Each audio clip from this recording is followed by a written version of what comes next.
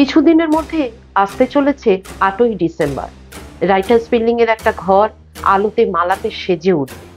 হ্যাঁ, আমি আজকে আপনাদের কাছে সেই বিখ্যাত অলিন্দ যুদ্ধের কথাই বলতে চাইছি, যা এবছর 94তম বর্ষে পদার্পণ করতে চলেছে। তবে এই বিখ্যাত অভিযানের প্রেক্ষাপটটা কেমন ভাবে ছিল বা কিভাবেই বা এই প্রেক্ষাপটটা তৈরি করা হয়েছিল, তার প্ল্যানিং এর শুরু থেকে শেষ পর্যন্ত আজকে আপনাদের সঙ্গে আলোচনা করব। নমস্কার, নভেল অফ ইভলিউশন চ্যানেলের নতুন এক পর্বে আপনাদের সবাইকে আমি অর্পিতা স্বাগত জানাই।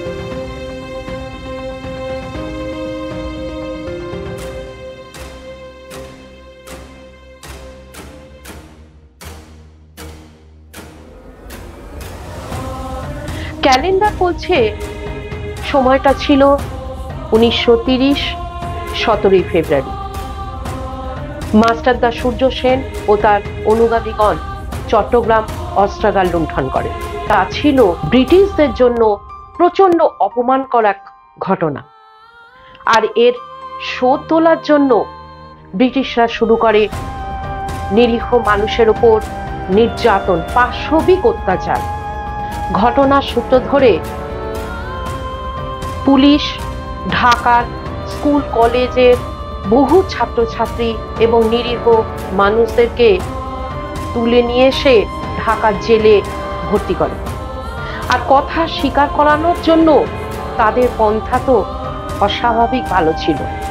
যেমন ধরুন, বুড়ো আঙুলে পিন পুঁতে দেওয়া, মলদারে রুল ঢোকানো, এগুলো অতি স্বাভাবিক ছিল, যা জেলের প্রতিটি ইট পর্যন্ত জানত।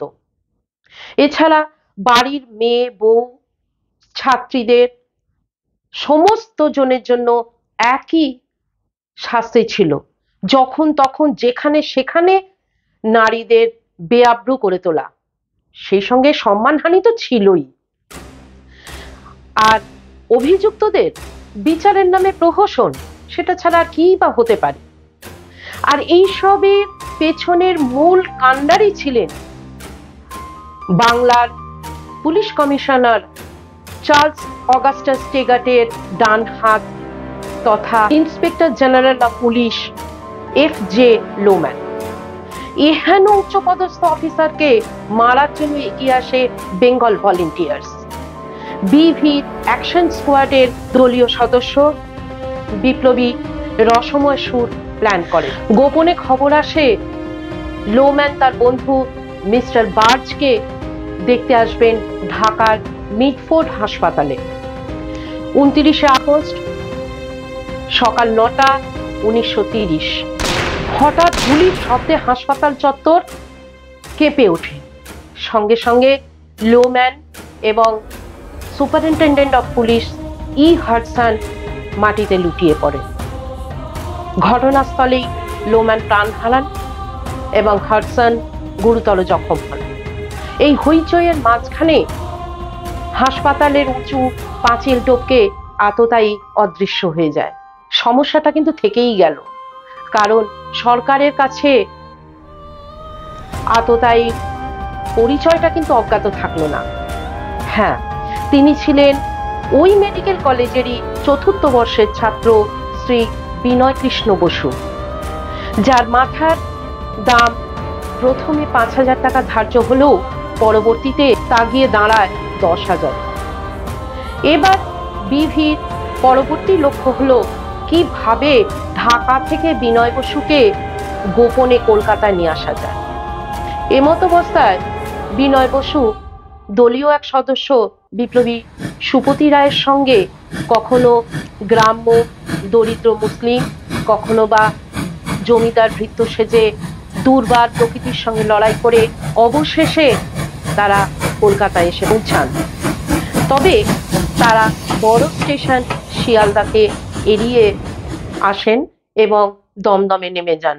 সেখান থেকে 7 নম্বর ওয়ালিউল্লাহ লেনের এক বাড়িতে, অর্থাৎ সুরেশ মজুমদারের বাড়িতে তারা উপস্থিত হন। এই ঠিকানাটা ছিল তৎকালীন বিভির হেডকোয়ার্টার। কিন্তু দলীয় সদস্যদের মত অনুযায়ী বিনয় বসুর জন্য এই জায়গাটা কিন্তু সুরক্ষিত ছিল না। তাই তিনি কখনো ব্যান্ডেল হয়ে, কখনো বেলেঘাটা হয়ে অবশেষে গিয়ে পৌঁছান এক দলীয় সদস্য এবং একনিষ্ঠ কর্মী তথা বিপ্লবী রাজেন গুহের বাড়িতে মেটিয়াবুরুজে। এখানে অবশ্য সুভাষচন্দ্র বিনয় বসুর জন্য ইটালি যাওয়ার ব্যবস্থা করে রেখেছিলেন, কিন্তু বাদ সেজেছিলেন বিনয় নিজেই, কারণ সিমসন হত্যা তখন প্রয়োজনীয় হয়ে পড়েছিল।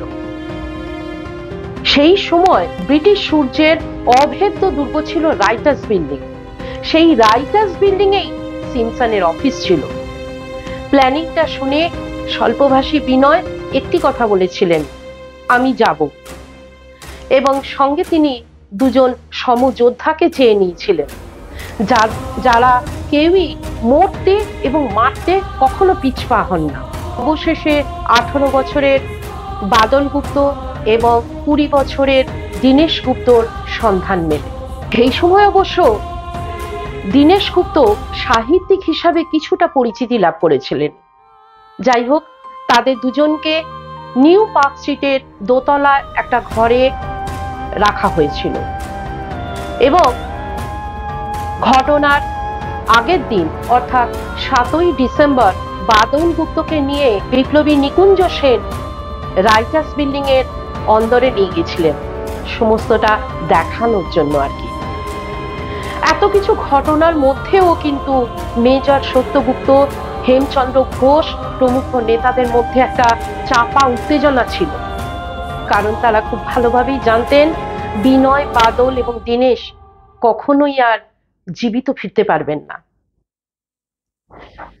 এখানে একটা কথা না বললেই নয়, সেটা হলো এই অভিযানের দিন প্রথম ধার্য করা হয়েছিল 6ই ডিসেম্বর শনিবার, কিন্তু সুভাষচন্দ্র বসুর মত অনুযায়ী এই অভিযানটা কার্যকরী হয় 8ই ডিসেম্বর সোমবার।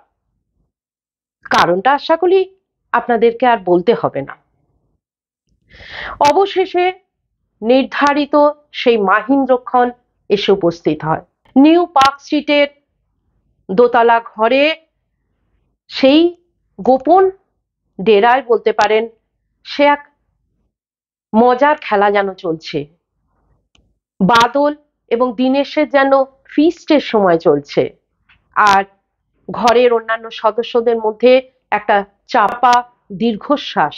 একই অবস্থা কিন্তু মেটিয়াবুরুজের বাড়িতেও। বহু মূল্যবান ইউরোপীয় পোশাক পরে প্রস্তুত 3 যোদ্ধা। নির্দিষ্ট সময়ে রাজেন গুহর বাড়িতে উপস্থিত হন বিপ্লবী রসময় সুর। তিনি এবার বিনয়কে পাইপ রোডে নিয়ে যাবেন। ওদিকে বাদল এবং দীনেশকে নিয়ে আসবে নিকুঞ্জ সেন। বৌদি সরোজদেবী অপলক দৃষ্টিতে দেখতে থাকেন বিনয় বসু আর রসময় সুরের ট্যাক্সির দিকে, মানে যতক্ষণ দেখতে পাওয়া যায়। তারপর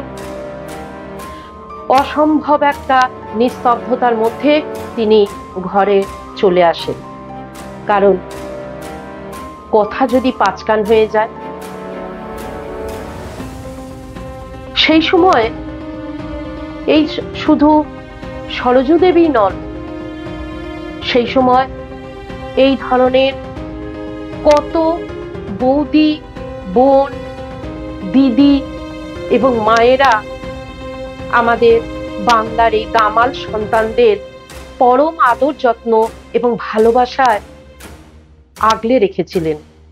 তা হয়তো আজকের দিনে অগণিত হয়ে পড়বে, গোনা অসম্ভব। এরপর নির্দিষ্ট ক্ষণে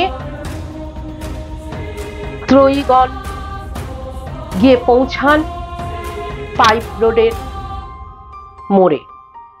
3 জনেই প্রস্তুত। নতুন ট্যাক্সি বদল করে তারা রাইটার্সের উদ্দেশ্যে রওনা হয়ে যান। ঠিক 12টার সময় সিমসনের ঘরে কর্তব্যরত পুলিশদের ডিউটি চেঞ্জ হয়। ঠিক সেই 12টার সময় বিবাদী রাইটার্সে প্রবেশ করে এবং সিমসনের দরজা খুলে তিনজনেই উপস্থিত হন এবং সিমসন শুনতে পান, pray to God colonel, your last hour is coming.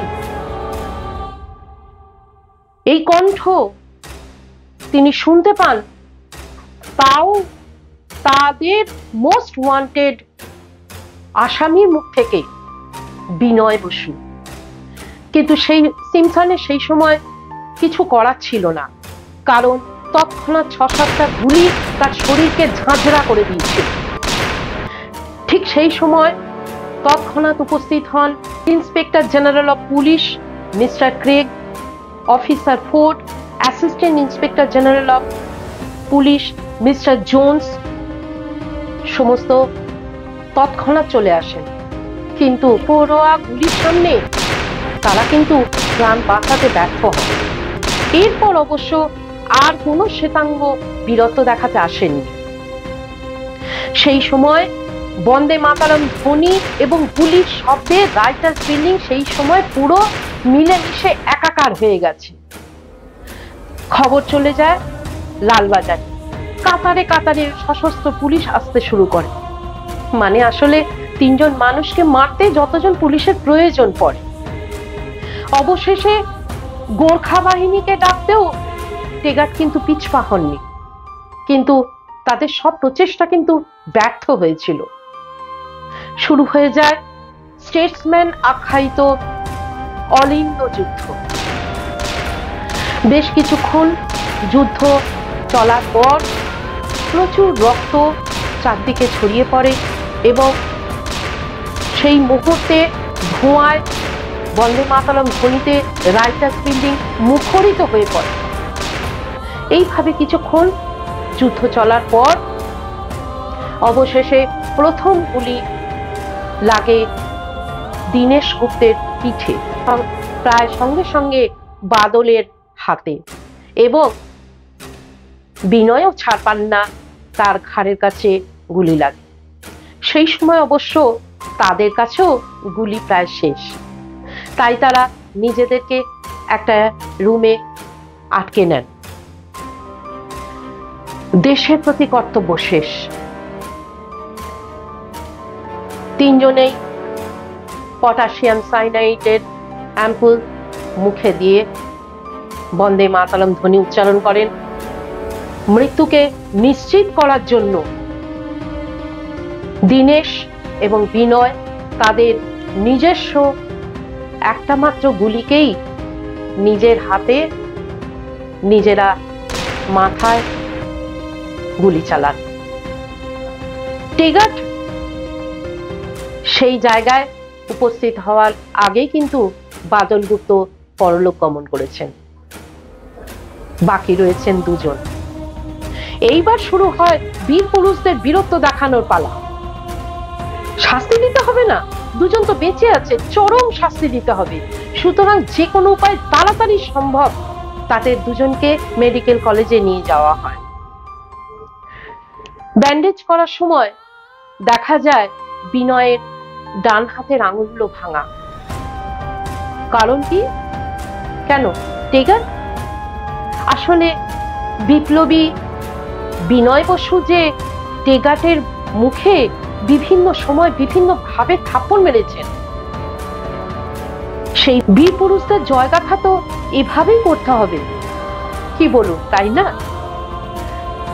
অবশেষে বিনয়ের যখন জ্ঞান ফিরল তখন তিনি দেখলেন মাথায় ব্যান্ডেজ অবস্থায় তিনি হসপিটালে ভর্তি। তিনি যেহেতু নিজে একজন মেডিকেল স্টুডেন্ট ছিলেন, খুব ভালো মতোই জানতেন ক্ষতস্থানে কোথায় আঘাত করলে একটা মানুষের মৃত্যু অবশ্যম্ভাবী হয়। তাই তিনি নিজের ক্ষতস্থানে নিজে আঙুল ঢুকিয়ে সেই ক্ষতস্থানটি বিষাক্ত করে তোলেন। অবশেষে 13ই ডিসেম্বর বিনয় কৃষ্ণ বসু পরলোক গমন করেন। নিমতলা মহাশ্মশানে তার শেষকৃত্য সম্পন্ন হয়। এদিকে দীনেশ গুপ্ত কিন্তু নার্স এবং ডাক্তারদের সহযোগিতায় ধীরে ধীরে সুস্থ হয়ে উঠছিলেন। সেশন জর্জ গার্লিক তার ফাঁসির দিন ধার্য করেন 6ই জুলাই এবং তাকে রাখা হয় আলিপুর জেলে। মানুষ কতটা স্বাভাবিক বা নির্লিপ্ত থাকতে পারলে বা মানসিক প্রশান্তি থাকতে পারলে সেই সময় যে সময় মানুষ বুঝতে পারছে যে তার মৃত্যুর দিন এগিয়ে আসছে, তা সত্ত্বেও তিনি কতটা নির্বিকার ছিলেন, যার ফলে তিনি সেই সময়ে আলিপুর জেলে থাকা অন্য এক বিপ্লবী সুনীল সেনগুপ্তর কাছে একটা চিঠি পাঠান তার ফাঁসির দুদিন আগে, যে তাতে অনুরোধ ছিল একটাই, একটু লুচি মাংস খাওয়াতে পারবেন। আর ফাঁসির দিন ভোরবেলা স্নান করে উদাত্ত কণ্ঠে সূর্যস্তব শুনে শ্বেতাঙ্গ সার্জেন অবাক হয়ে ভাবদের মানসিক দৃঢ়তা কতটা। যাই হোক, এখানে অবশ্য স্নান করে বন্দে মাতরম ধ্বনি তুলে তিনি ফাঁসির মঞ্চে উঠে আসেন। তারপর সব শেষ, সমাপ্ত হয় রক্তে লেখা এক বীরগাথা। এই ছিল আজকের কথা। আজকে এখানেই শেষ করি, কি বলুন? চ্যানেলটার পাশে থাকার জন্য আপনারা লাইক, শেয়ার, সাবস্ক্রাইব করতে ভুলবেন না। ভালো থাকবেন। নমস্কার।